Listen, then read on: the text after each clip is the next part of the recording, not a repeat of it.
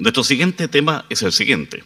Informe final de la Comisión Asesora Presidencial Pro Movilidad, con la presencia del señor Germán Correa, sociólogo de la Universidad de Chile y con estudios de doctorado en la Universidad de Berkeley, California, Estados Unidos. Académico de la Universidad de Stanford en el programa BINC de Santiago de Chile.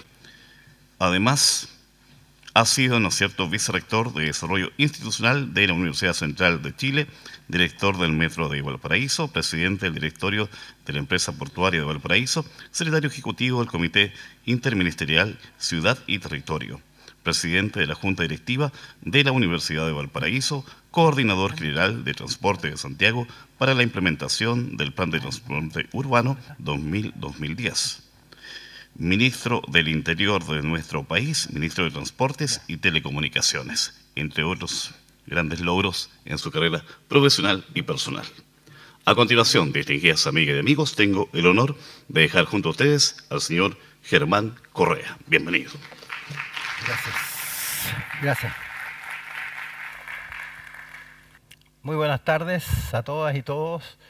Primero, mi agradecimiento por la invitación a este seminario, a las autoridades del Ministerio de Vivienda, a su colaboración con el Ministerio de Transportes, autoridades de la región, invitados todos. Un saludo a todas y todos los que están presentes.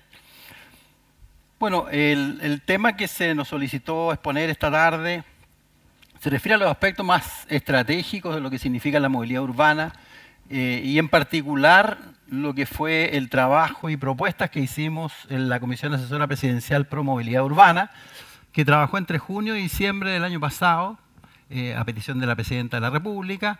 26 personas que trabajamos en una modalidad de grupos temáticos, nos distribuimos de acuerdo a la experiencia y sensibilidades de cada miembro de la comisión y al mismo tiempo, en paralelo, llevamos a cabo diálogos ciudadanos en 19 ciudades del país, 22 diálogos, en 19 ciudades del país, hicimos uno también en Valparaíso, por supuesto, donde recogimos la opinión de la gente, bastante en la perspectiva que tú señalabas, en el sentido que quienes más directamente sufren, conocen, tienen la experiencia directa de los problemas de la movilidad son las localidades, son las ciudades y las personas que se mueven en ellas.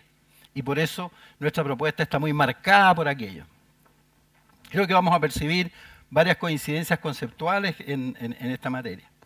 En primer lugar, quiero mostrarles un poco los elementos de contexto que tuvieron presentes en el trabajo de esta comisión, los elementos que se fueron transformando en consensos en los debates que tuvimos en las reuniones ampliadas, en los talleres que hicimos 3 talleres en el curso de nuestro trabajo, donde íbamos analizando los avances que hacían tanto los grupos temáticos como los diálogos ciudadanos, y de esa forma se fueron construyendo estas percepciones generales y consensos, que a su vez fueron el sustrato sobre el cual elaboramos las propuestas finales que quedaron plasmadas en el documento que le entregamos a la Presidenta de la República en diciembre y que se va a conocer públicamente en enero de este año.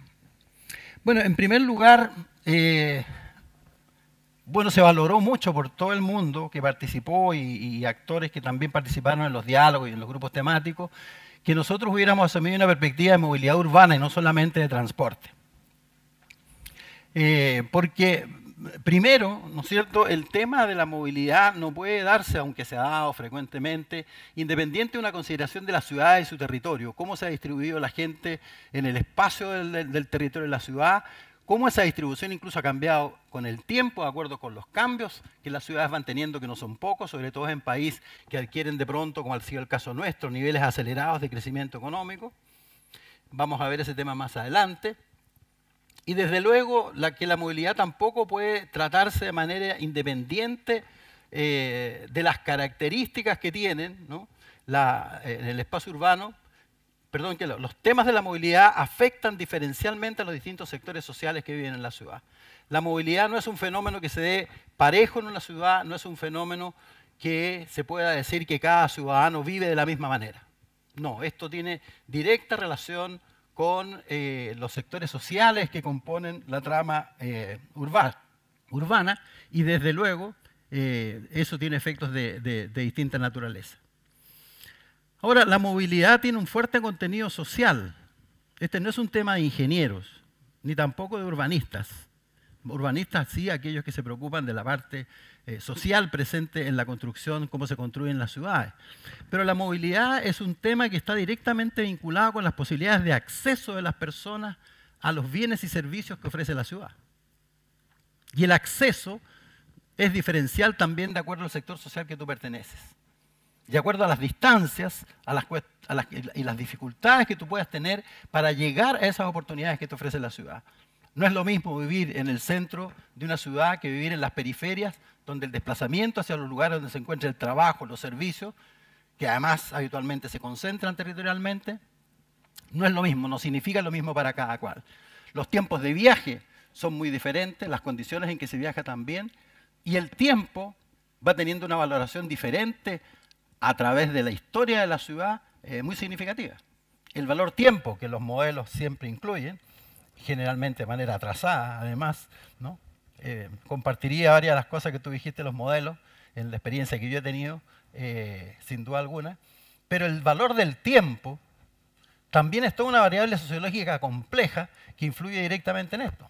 El valor de ese tiempo tiene mucho que ver también con el nivel de desarrollo que tiene un país, las oportunidades que ofrece y qué oportunidades tú puedes tener acceso precisamente haciendo un buen uso del valor tiempo. Un solo paréntesis, el Transantiago incorporó más tiempo de viaje a las personas, más tiempo dedicado a viajar. Y cuando esas personas dedicaron más tiempo a viajar, no me cabe duda, no he visto ninguna tesis todavía hecha por algún estudiante sobre la materia y me encantaría verla. No cabe la menor duda que personas que entraron a ocupar más tiempo de viaje durante el día seguramente dejaron de ir a algún diplomado, a algún magíster, dejaron de autoentrenarse, dejaron de dotarse de un instrumento fundamental para estar al día con la flexibilidad laboral, que cada vez es más un fenómeno de las economías en acelerado crecimiento. Y por lo tanto hay una pérdida sustantiva en las oportunidades de esas personas, pero también una pérdida sustantiva desde el punto de vista del desarrollo, a lo menos en el ámbito de la ciudad y sin duda más allá cuando la actividad económica se refiere al país.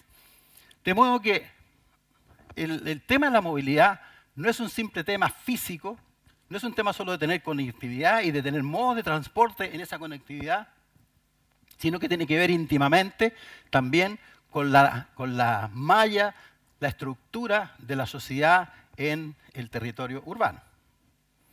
Esto le va poniendo cada vez más cuento y complejidad, obviamente, el tema de la movilidad.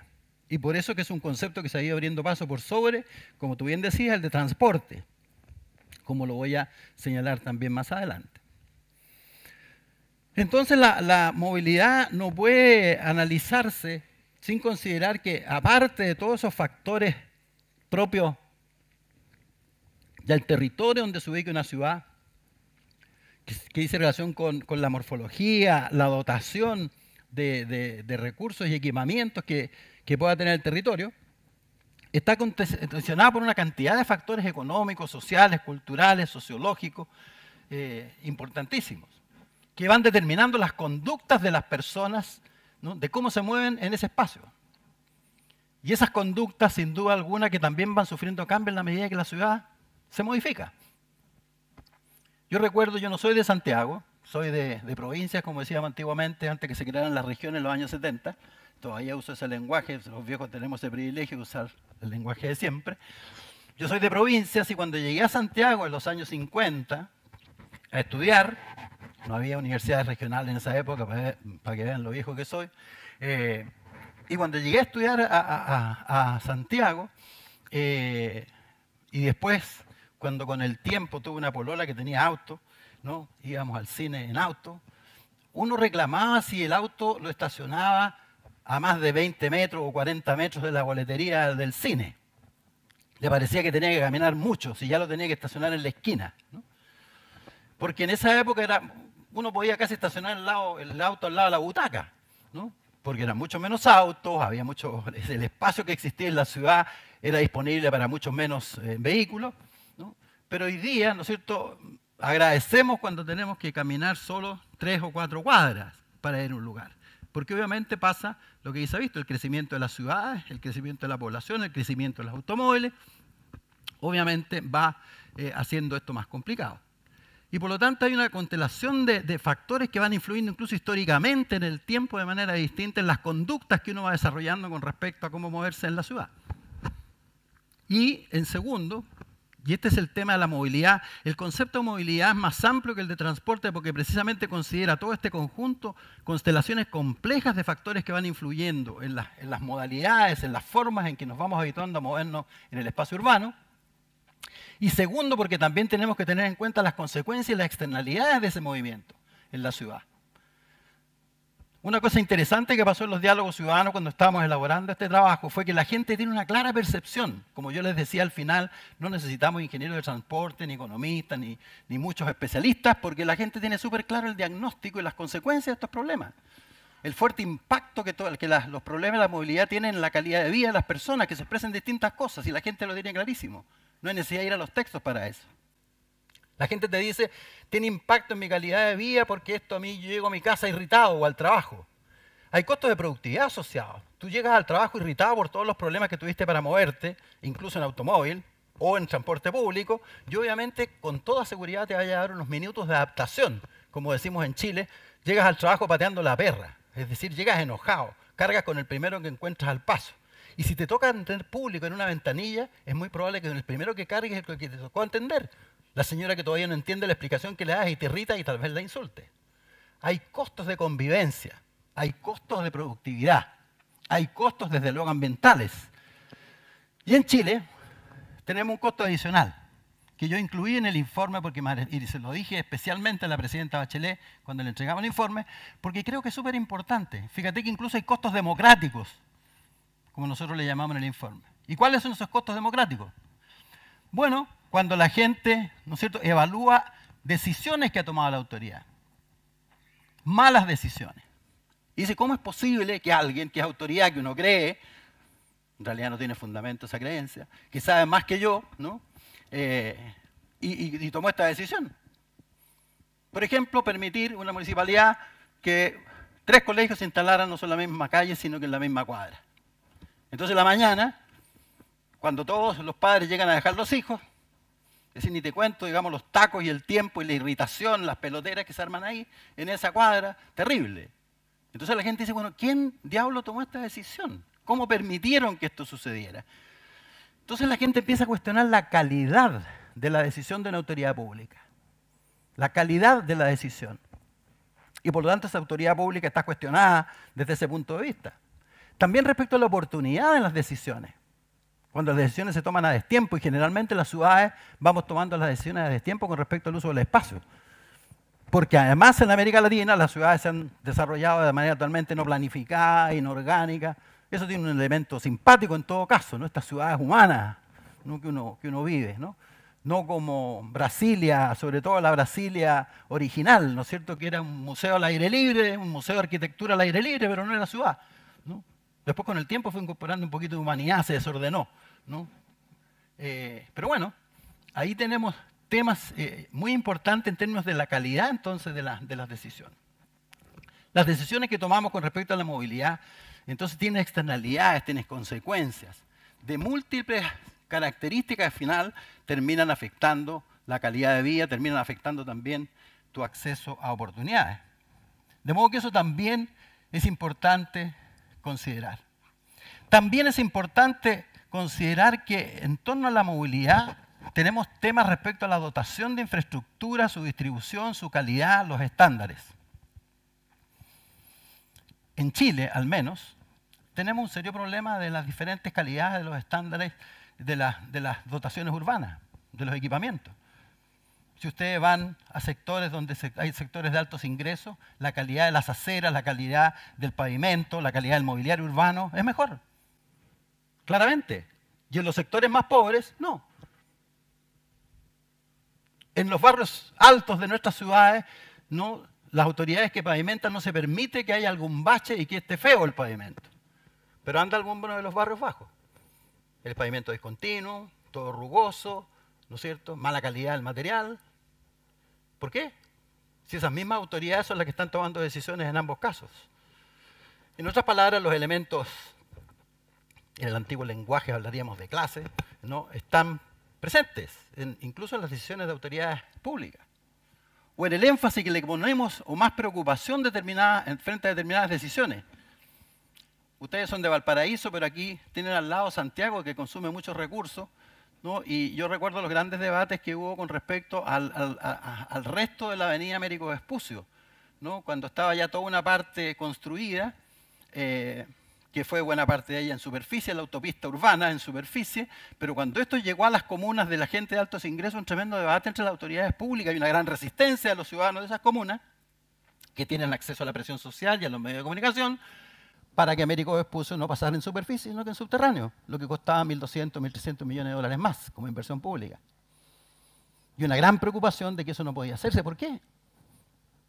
No, yo como vivo en la Florida, en Santiago, decía, ¿por qué? A mí me hubiera encantado que hubiera esa preocupación cuando me pasaron en la Florida encima, por encima, con la autopista y con el metro. Las dos cosas, no una, las dos.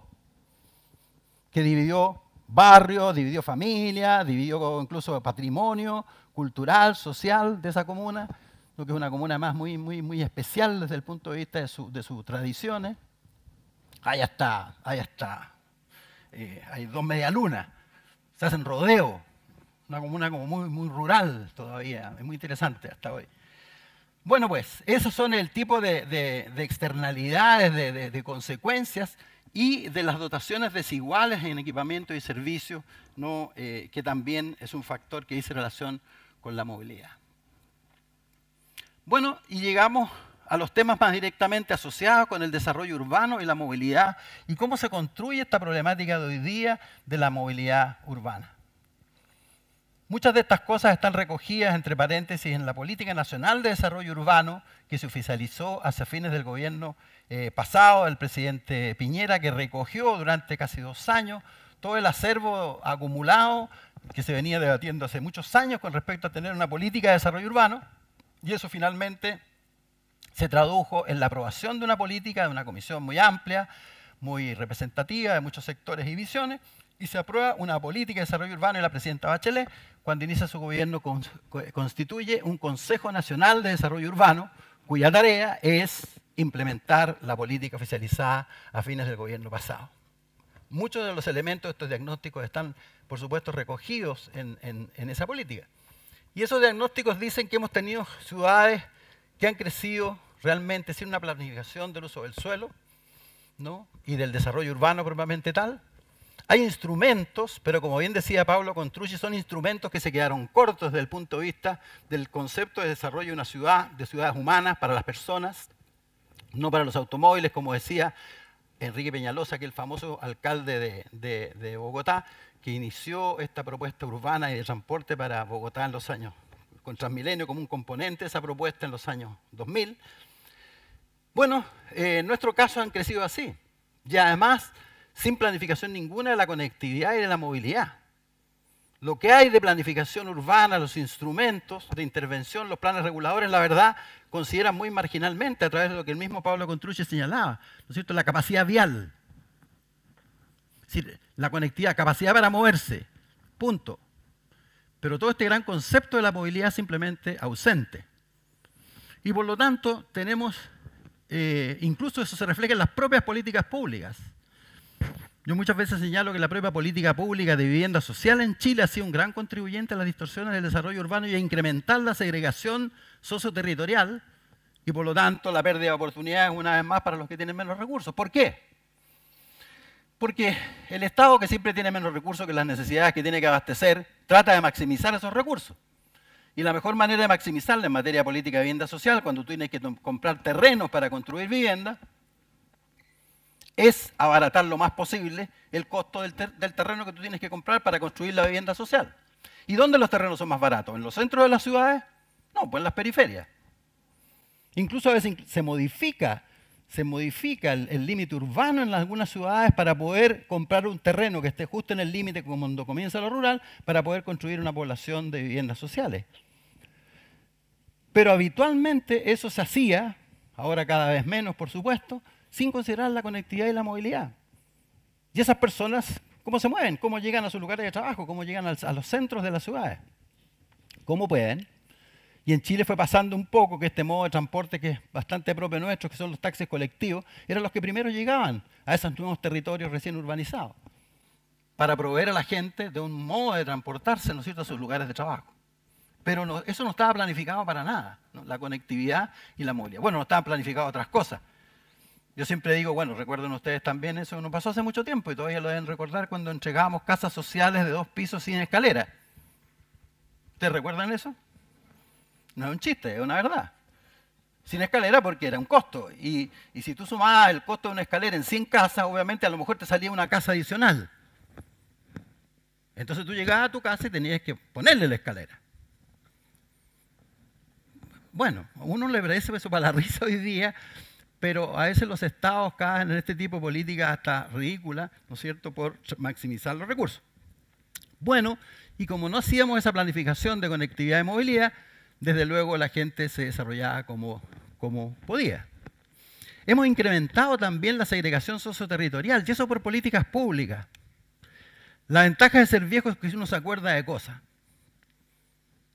Tiene otras desventajas también, pero por lo menos hay una ventaja, ¿no?, de que uno se acuerda de cosas. Y pareciera ser como que esto de la segregación socioterritorial, que hemos adquirido como nombres, títulos, conceptos como bonitos, que suenan fuertes, viene de hace mucho en este país. Cuando yo llegué a Santiago de Chile en los años fines de los años 50, recuerdo, porque me causó impacto y sorpresa, ¿no?, ver cómo en la política de vivienda social del gobierno del presidente Jorge Alessandri, del Partido Conservador, hicieron unas recaudaciones masivas de gente pobre, de pobladores del barrio alto de Santiago, para proveerlos de vivienda social. Y se los llevaban precisamente a las periferias, ¿no?, donde habían comprado terrenos para llevar a estas personas y darle una vivienda. Entonces había este espectáculo, ahumada en Santiago en esa época, no era peatonal, por ahí en el centro pasaba todo. Entonces yo recuerdo haber presenciado camiones que llevaban todas las casitas de madera desarmadas de las familias, llevándolas a su nuevo lugar de vivienda por allá por las periferias, sacándolas de La Reina, donde yo iba a pasear y había puras parcelas hasta llegar de la Plaza Egaña para arriba. Santiago llegaba hasta la Plaza Egaña, de ahí de puras parcelas, y de ahí sacaban gente pobre que vivía ahí. Y de todas esas partes que hoy día son barrio alto, de la clase media, media alta y alta de nuestro país. Ya en esa época comenzaron las políticas de vivienda social que se radicaba, no se radicaba a los pobres en sus lugares originarios donde habían vivido toda su vida por generaciones, sino que se los erradicaba hacia otros lugares donde el gobierno desarrollaba vivienda social. Bueno, entonces, ¿de qué nos extrañamos que nuestras ciudades hayan crecido con segregación socioterritorial? Solo fuimos consolidando en el tiempo esas políticas altamente erradas. Y a eso se agrega, desde luego, la concentración de los servicios. Yo recuerdo que al inicio de los gobiernos de la concertación, por los 90, una de las cosas que se discutía en la política de vivienda, que como bien decía Pablo, el Ministerio de Vivienda de Chile, muy antiguo, 50 años, pero como una vez dijo la ministra Poblete, este ministerio ha hecho mucho de vivienda, pero poco urbanismo. Ministerio de Vivienda y Urbanismo, ¿no? Bueno, pero en los años 90 se comenzó a discutir precisamente el tema de la concentración de los servicios. Y yo recuerdo que el Ministerio de la Vivienda incluso planteó la multipolaridad, que íbamos a empezar a desarrollar algunos otros polos urbanos en las grandes ciudades, de tal manera que se distribuyeran territorialmente de mejor manera los servicios y por lo tanto ponerlo más al acceso de la gente. Algo pasó, no mucho, pero al final, por otras razones diferentes a la política pública, sí comenzó a suceder en nuestra ciudad y particularmente en Santiago, en Valparaíso y otras ciudades más grandes, que se empezó a producir una multicentralidad de las ciudades, a lo menos no un solo centro, sino que más de un centro, y se comenzaron a distribuir mejor territorialmente los servicios. Pero ese es un rasgo que sigue siendo permanente en nuestras ciudades. Y desde luego todo eso lleva a lo que uno podría llamar la crónica de un desastre anunciado. Es decir, con todas esas distorsiones, al final lo que uno tiene es una movilidad urbana con grandes problemas de accesibilidad, especialmente para las personas de menos recursos, y también con una pérdida de calidad de vida de esas personas y sectores que profundizan los impactos de la segregación socioespacial y de las desigualdades sociales existentes en nuestra sociedad. Bueno, todo esto nos dice que, bastante como nos explicaba recién Manuel, Aquí requerimos una visión sistémica, finalmente, de los fenómenos del desarrollo urbano, la movilidad urbana, y dentro de la movilidad urbana, como él bien explicaba, el transporte público. El transporte público es un componente de la movilidad urbana, muy importante, pero un componente. Y por lo tanto, desde el punto de vista profesional, también hay que tener una aproximación interdisciplinaria. El trabajo de políticas públicas que sean realmente integradas para organizar las intervenciones en las ciudades, ¿no es cierto?, tanto desde el punto de vista de su desarrollo como de la movilidad en su seno. Y teniendo siempre en cuenta que aquí nosotros estamos actuando sobre verdaderos sistemas, y en la explicación que escuchábamos en nuestro expositor anterior, fluían claramente temas sistémicos. Porque al final, ¿qué es lo que es la ciudad? La ciudad es un territorio donde una multiplicidad de actividades diferentes compite por el uso de ese espacio, y a veces salvajemente. Lo que tú le quitas a una actividad, se la das a otra. Cuando tú generas espacios, esta otra cosa también, estos barrios industriales, ¿no es cierto?, terribles, que son los barrios feos de las ciudades, ¿no?, te estás quitando espacio a otra cosa. Cuando construyes más vialidad, le estás quitando espacio también quizás a vivienda, quizás a lugares de entretención. Siempre hay una competencia muy fuerte por ese territorio que ocupa una ciudad. Y dentro de lo que significa aquel espacio que vamos dejando para la conectividad y la movilidad, también hay una fortísima competencia entre medios alternativos, entre el transporte de carga y el transporte de personas, entre los distintos modos de transporte de las personas, públicos, privados, ya estaban en las explicaciones anteriores, y es una competencia muy fuerte, que nosotros hoy día estamos viviendo incluso porque estamos incentivando mucho el uso de la bicicleta, y en el caso de Santiago y varias otras ciudades, cuando uno va, cada vez hay un uso más intensivo de la bicicleta, es el modo que más ha crecido en los últimos años, 37% en Santiago en los últimos 2-3 años. ¿Y qué es lo que uno ve hoy día? Una competencia tremenda entre los peatones y las bicicletas, que a veces terminan a combo. Sí, pues. Porque resulta que no hemos desarrollado tampoco ni las normativas ni las culturas ciudadanas correspondientes a un uso del espacio urbano diferente. Y ese es un tema, son temas nuevos, de los cuales, bueno, se ha sabido hace mucho tiempo, pero que no han sido incorporados en nuestras políticas. Y desde luego, entonces, aquí tenemos que tener una visión de la ciudad como sistema, donde todas estas cosas compiten, la movilidad, donde también es un sistema, donde distintos modos de usar ese espacio dedicado a moverse también se usa, y el transporte público, porque en el transporte público tenemos distintos modos de transporte que también compiten entre sí.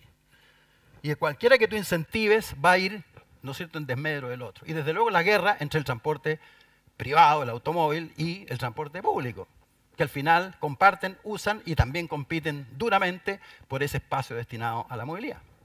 Y como hasta ahora tú bien decías, hemos hecho ciudades para el automóvil y ese es el paradigma, como el modelo que siempre está presente en nuestras preocupaciones, más que no el transporte colectivo masivo. Bueno, por lo tanto, intervenir ciudades no es una cosa fácil, es altamente compleja, sobre todo que las ciudades ya son realidades consolidadas, ahí están construidas. Y si bien es cierto, se pueden hacer cosas como las nos mostraban recién, porque están pasando, ¿no?, de echar abajo autopistas, de despejar espacios que antes destinábamos a otras cosas y crear grandes parques, sí, se puede, pero obviamente que eso tiene un costo. Tiene un costo en términos de inversiones, tiene un costo también temporal.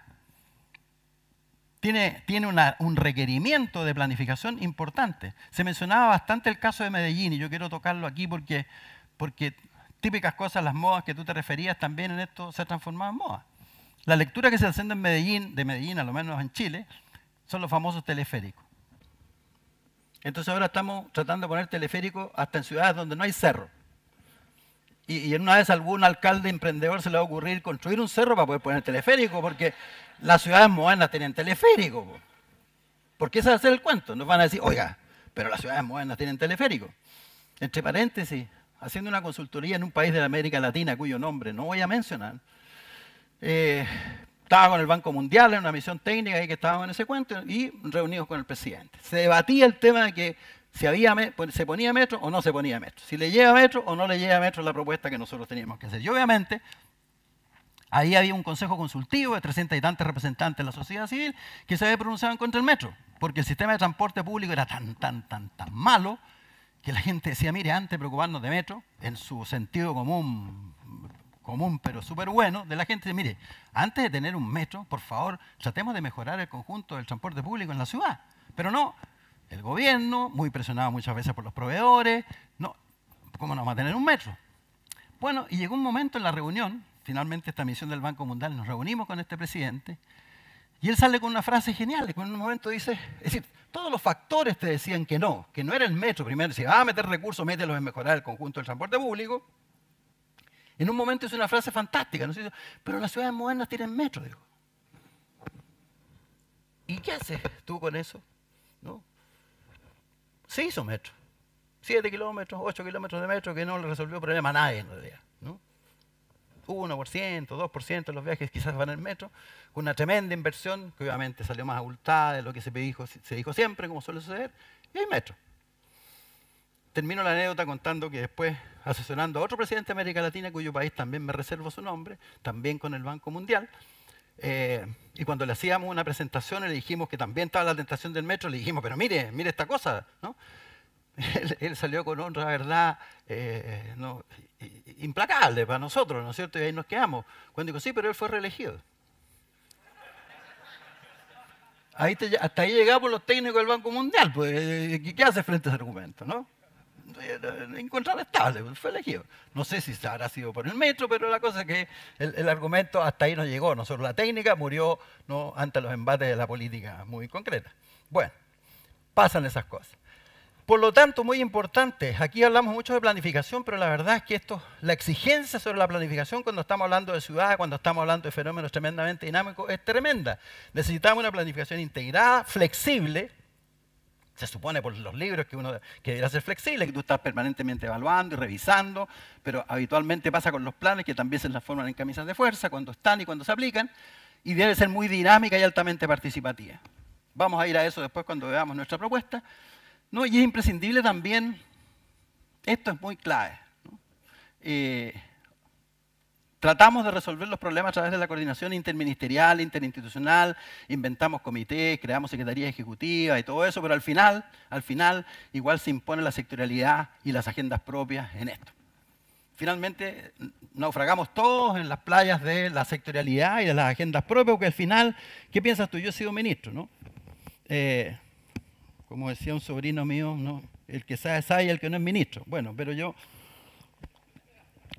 traté de aprender un poco en todo caso. Y claro, cuando tú eres ministro, tú eres exigido de cumplir determinados objetivos de tu ministerio. Y tú eres evaluado por eso. Y la intersectorialidad y todo esto que suena bonito y es necesario, lo que pasa es que de alguna manera te sacan de la agenda por la cual a ti te están evaluando.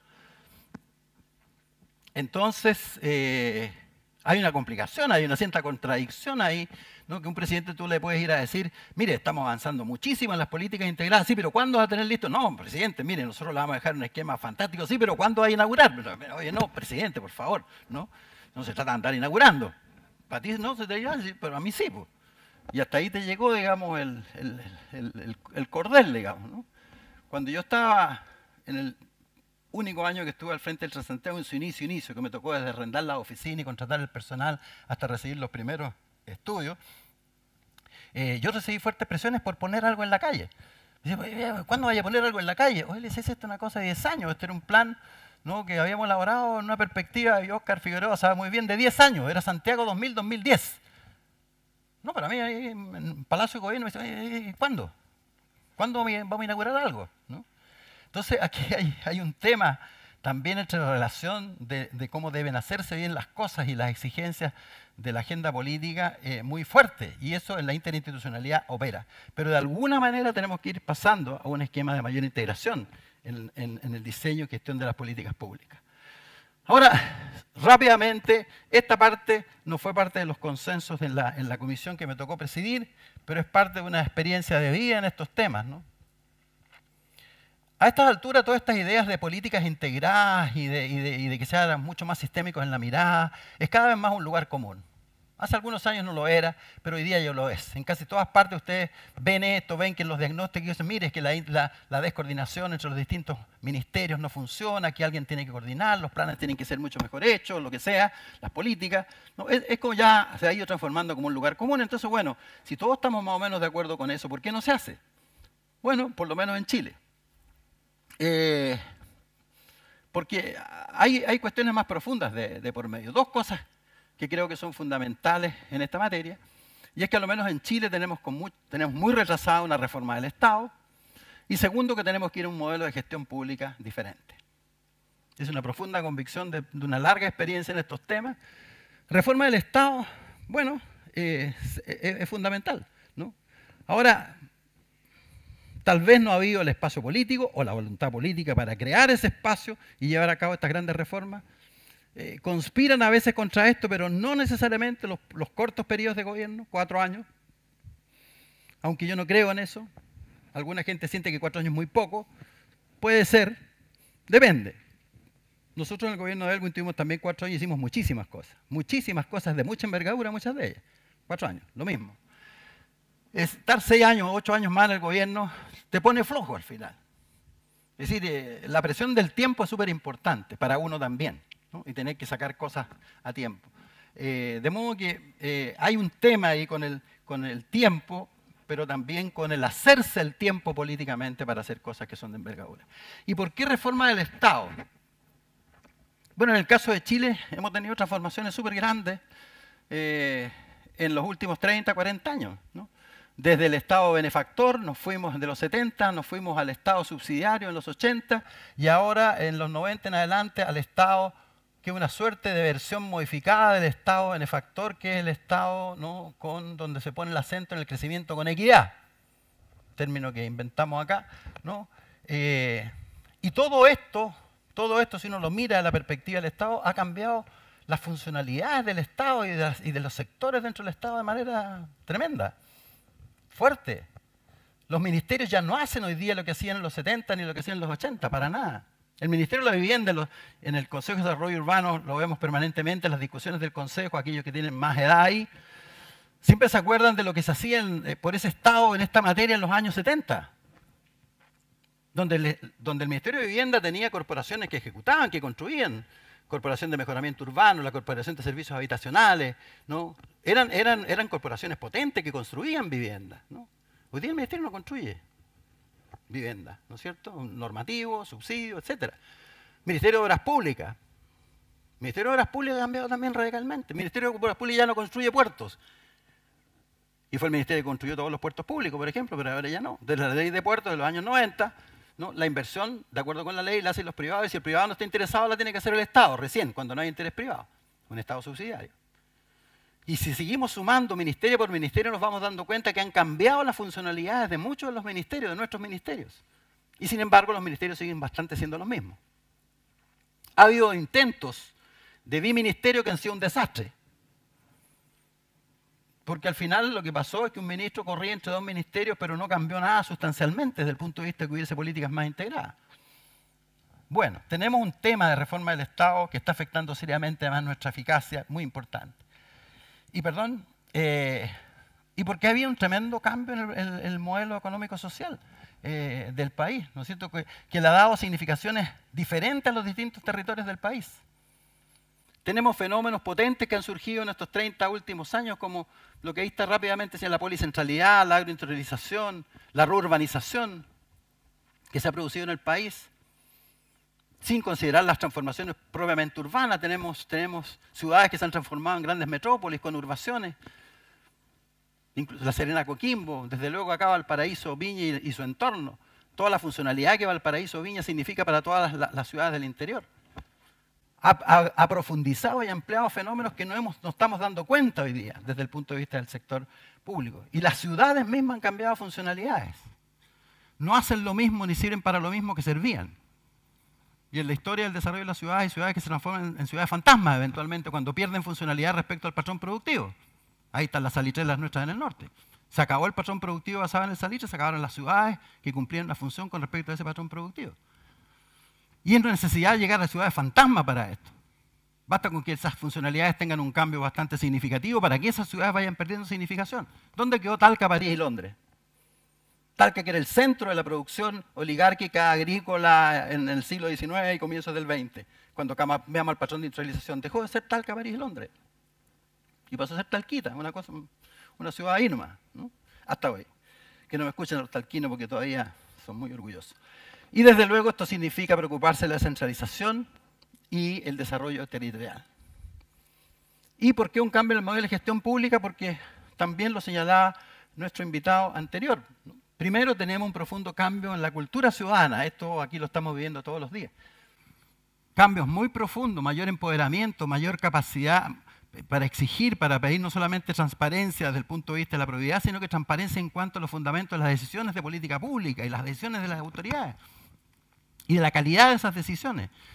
Tenemos una ciudadanía que te exige mucho más y en buena hora, y que te exige que el Estado sea mucho más eficaz en la respuesta. Uno se encuentra de repente cuando te dice, oiga, pero esto antes no existía y ahora existe, el gobierno lo hizo, sí, pues, pero viene atrasado, pues se demoraron como 20 años. Es decir, ya la gente está en una situación de exigencia frente a la gestión pública diferente, en buena hora. Y después, la revolución de las tecnologías y la información también nos han colocado lo que recién se veía, en un escenario totalmente diferente. En el metro de Valparaíso, les cuento experiencia de la vida concreta y real, donde yo soy presidente del directorio, tenemos y lo analizamos un día, un problema producto de esto. ¿Cuál?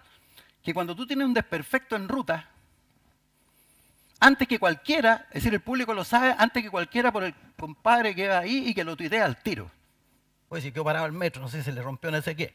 Antes que la información tú la recibas internamente, que el maquinista va, llama, le manda el mail o no sé quién, al gerente de no sé qué, y el otro le informa no sé cuánto, ya quedó la empanada, porque ya todo el mundo supo que hubo un problema, ¿no? Y eso te demanda, te pone en una situación a ti de responder. Entonces, ¿qué dice la gente? Falta de información. Mire, la empresa informó tarde. Es que tú no tenés cómo derrotar, ¿no?, en segundos una información hasta con foto, ¿no?, que va en segundos, sale al tiro. ¿Cómo quedas colocado tú desde el punto de vista de la gestión? Entonces tienes que desarrollar métodos, formas de hacerlo. Entonces en el metro estamos diciendo, mire, todo el personal que va arriba, también tiene que ser tuiteros fantásticos, al tiro.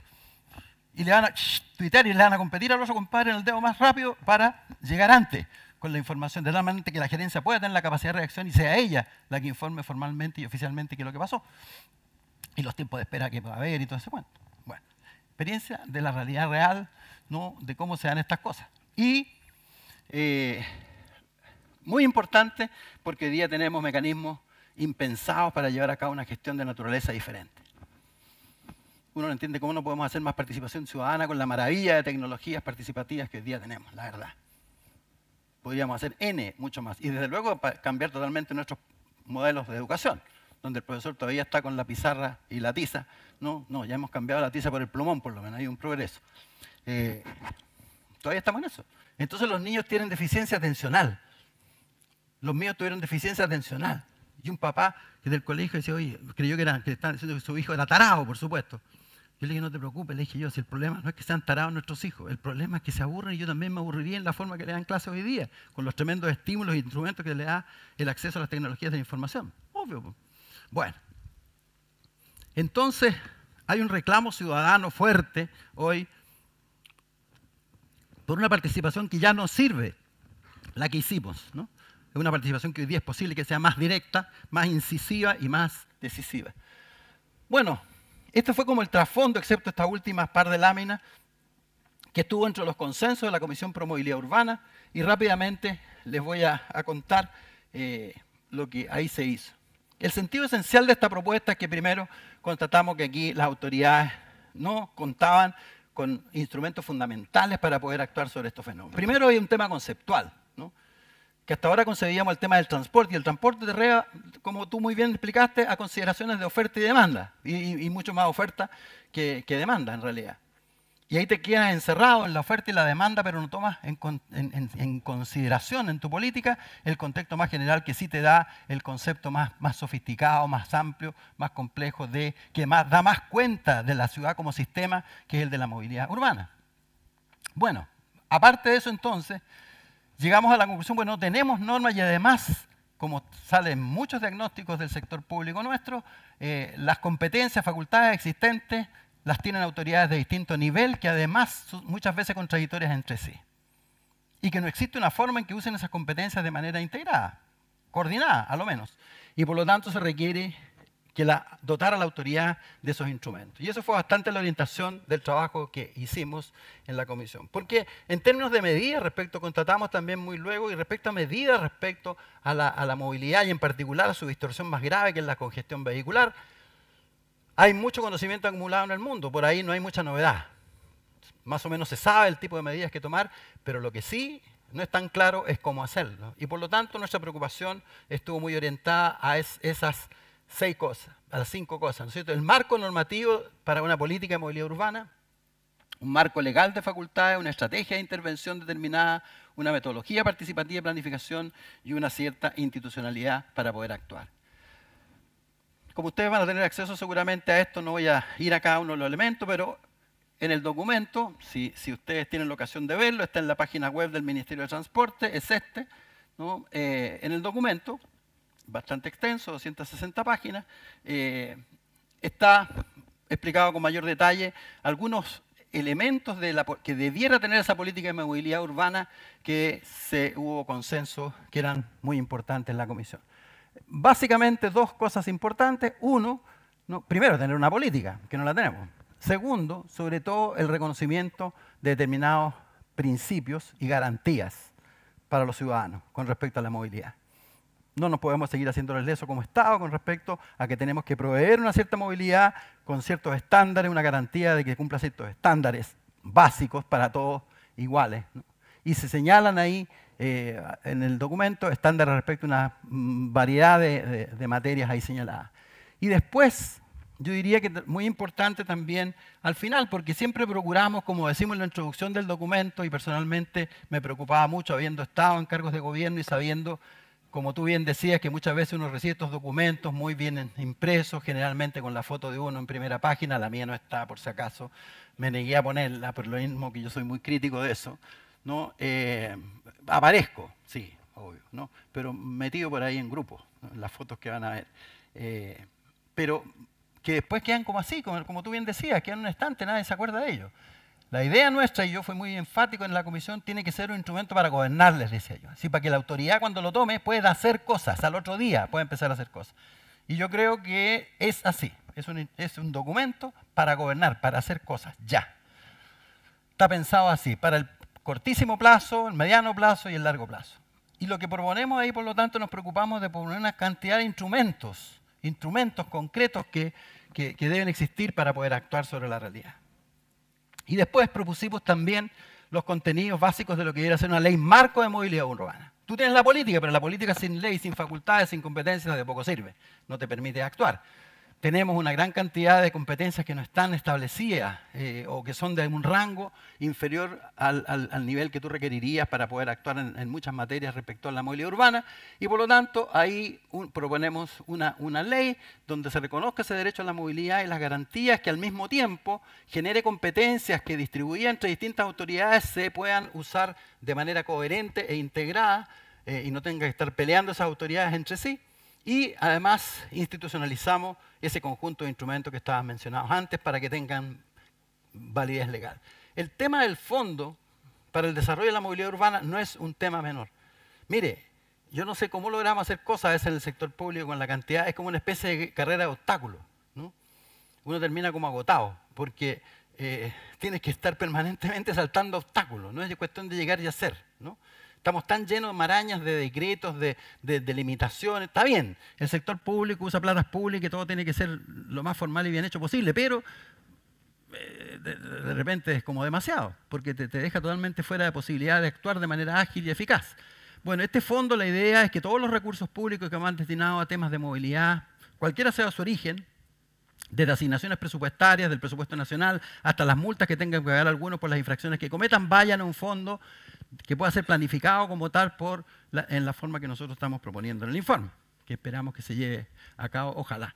Bueno, esos son instrumentos súper importantes. Dentro de eso, muy importante esto, lo que tú decías recién, es decir, aquí no podemos tener un ministerio que nos esté diciendo qué hacer sobre el asunto. El ministerio te establece el marco normativo, el ministerio te facilita, el ministerio te puede dar la asistencia técnica cuando tú necesites trabajar, pero tenemos que tener planes de ciudad elaborados por los actores de la ciudad. Vamos a decir enseguida por qué y cómo. Bueno, la estrategia de intervención que nosotros proponemos, ¿no?, parte de una cuestión fundamental, y es que tenemos que crear en la gente y nosotros mismos desarrollar un sentido de responsabilidad social de cómo nos movemos en la ciudad. No somos solo nosotros en el universo, en la ciudad, ¿no?, y que aquí opera la ley del más fuerte. ¿Cómo sucede en las calles de nuestro país, ¿no? La ley del más fuerte. Lo mismo que tú señalabas con los carriles, y miren, en Europa le están poniendo restricciones duras, tremendas, cuando tú te reduces de 2 carriles a 1, ¿no? Aquí nadie respeta eso. existe la ley del ventajista permanente, ¿no? El que te aprovecha, el que te pasa por delante, aunque él mismo después le van a hacer lo mismo en la esquina siguiente. Y todos vamos lentificando nuestro desplazamiento porque somos el ventajista en la calle, permanentemente. Falta de respeto total. No darle el paso a otro que quiere meterse en el flujo, no, hay que impedírselo más bien. Hay una serie de conductas extremadamente egoístas, individualistas, antisociales en realidad, en nosotros mismos. Yo no me excluyo porque uno mismo de repente, ¿no es cierto?, cuando tú vas en el automóvil eres un energúmeno distinto a cuando vas caminando. ¿O no? Examinémonos un poquitito, ¿no? Es así. Bueno, y por lo tanto, ¿no es cierto?, hay un tema de responsabilidad social, ¿no?, en que nosotros mismos tenemos que autodisciplinarnos y lo que tenemos que apuntar, y esto es un gran consenso en la comisión, más allá de todos los aspectos técnicos, ¿no?, hay que cambiar la cultura de la movilidad urbana, de cómo nosotros nos movemos, cuáles son los valores que predominan, ¿no?, en nosotros. Cuando yo me metí en el tema, empecé a meterme en internet, esta maravilla que tú encuentras tanto material, y los gringos, obviamente, una de las cosas interesantes, ¿no?, muchos de los artículos que leí de autores gringos enfatizaban una cosa que otros, sin embargo, más estaban los aspectos ingenieriles, los aspectos de infraestructura y todo lo demás, ¿no? Pero en varios de los artículos que leí decía, hay que ser paciente, hay que ser amable. Dentro de las recomendaciones técnicas tenían un gran peso, paciencia y amable, ¿no? Bueno, pues, es parte de lo que nosotros tenemos que hacer. La perspectiva de intervención, entonces, como nosotros la definimos, es integral, integrada, multidimensional, y con todo lo difícil que eso signifique, nuestra primera recomendación es avanzar en una planificación integrada del uso de suelo, de la distribución de las actividades en el espacio urbano, del espacio urbano y de la movilidad en su seno. El modo, ¿no es cierto?, nosotros lo que estamos proponiendo ahí es que no hay forma de atacar esto con una medida. Siempre los periodistas preguntan, bueno, ¿cuál es la medida más importante que usted está proponiendo en su informe? No hay una. Son 60 y tantas, 62, ¿no? Y todas son iguales de importantes. Pero lo importante es que no hay una sola que te pueda dar la solución. Porque dependiendo de las características de una ciudad y dependiendo de lo que la gente quiera hacer con su ciudad y consigo misma, tú vas a tener conjuntos de medidas que, actuadas y aplicadas en conjunto, te van a dar un determinado resultado. Si no, no hay forma. Esto requiere un ataque simultáneo, ¿no?, de distintas medidas. Y para que una medida sea eficaz, generalmente tiene que estar acompañada por otras medidas que hacen que esa eficacia sea finalmente posible. Si no, no hay forma. Y damos algunos ejemplos en el informe.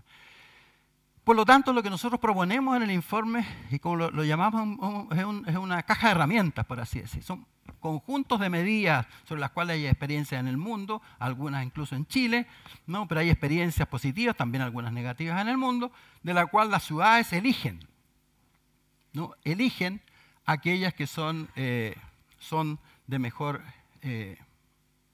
uso en su ciudad. El modo, y la forma, aquí es donde nosotros entramos precisamente al tema de la descentralización de las decisiones. La forma de hacerlo es a través, ¿no?, de una planificación descentralizada y participativa. Y proponemos un modelo de planificación descentralizada y participativa donde las ciudades, las comunidades urbanas constituidas por las autoridades locales, regionales, más representantes de las más diversas organizaciones sociales, muchas de las cuales participaron en nuestros diálogos, más representantes de los gremios del transporte, ¿no?, discuten en su conjunto, seleccionan las medidas a tomar, privilegian cuáles son las medidas más importantes, porque tienen que tener disposición a aplicarlas y aplicárselas a sí mismos. Toda medida tiene un costo.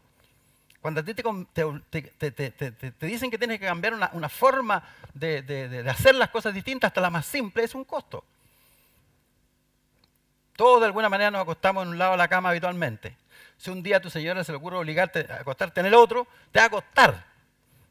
Te vas a perder, no vas a encontrar la puerta si te ocurre levantarte en la noche porque estás acostumbrado a doblar para allá y tenés que doblar para el otro lado. Es decir, son costos. Todo cambio conductual le lleva costos. Y esto, obviamente, el tema de la movilidad, renunciar al uso del automóvil, por ejemplo, o racionalizar, ni siquiera renunciar, racionalizar el uso del automóvil, es un costo. Pero si ese costo al final tiene un beneficio para ti también, porque al final beneficia a todos quienes somos parte de esa comunidad urbana, es otro tema. Pero igual es un costo que tú tienes que estar dispuesto a asumir y resocializarte, por así decir, en aquello. Bueno, y los ministerios que tienen que ir cambiando también, ¿no?, su forma de hacer y actuar. Los ministerios no tienen por qué ser ejecutores, sobre todo si tenemos visiones descentralizadas, reales. No las descentralizaciones que hacemos en Chile, que son todas con elástico. O como dice el dicho ese, ¿no?, el que hay quita le sale una jorobita. Yo que soy viejo me acuerdo de ese, ¿no? Al que le da y quita, le sale una jorobita. Es un viejo dicho. Bueno, todas nuestras cosas en términos de transferencia de competencia son con jorobita. Te dan la competencia, pero finalmente el ministerio es el que decide. En los fondos de inversión regional, por ejemplo, fondos de inversión regional, tú dices, pucha, qué potente instrumento. Los IRAL que había, ¿no es cierto? Sí, te dan eso, pero en realidad la región lo único que hace es priorizar porque finalmente ni siquiera es el ministerio correspondiente el que decide, sino que es la dirección de presupuesto del Ministerio de Hacienda. Una dirección, ni siquiera el ministerio. Como decía el ministro Fox, le Hacienda una oportunidad cuando yo le alegué que no le funcionaba un aparato acondicionado en una reunión que teníamos, hacía mucho calor. Me dijo, pero está mal. Le dije, pero soy el ministro de Hacienda, ¿por qué no lo hacía arreglar? No, porque el loco, el dirección de presupuesto, no me autoriza, me dijo. Que era su dependiente. Bueno, es el modelo que funciona en Chile. Bueno, estamos mal. Entonces, aquí tenemos un tema que los ministerios tienen que ir cambiando también su forma, su modelo de gestión. Tienen que ser ministerios más normativos, ministerios más apoyadores técnicamente, menos ejecutores, pero lo que más privilegian los ministerios es hacer cosas.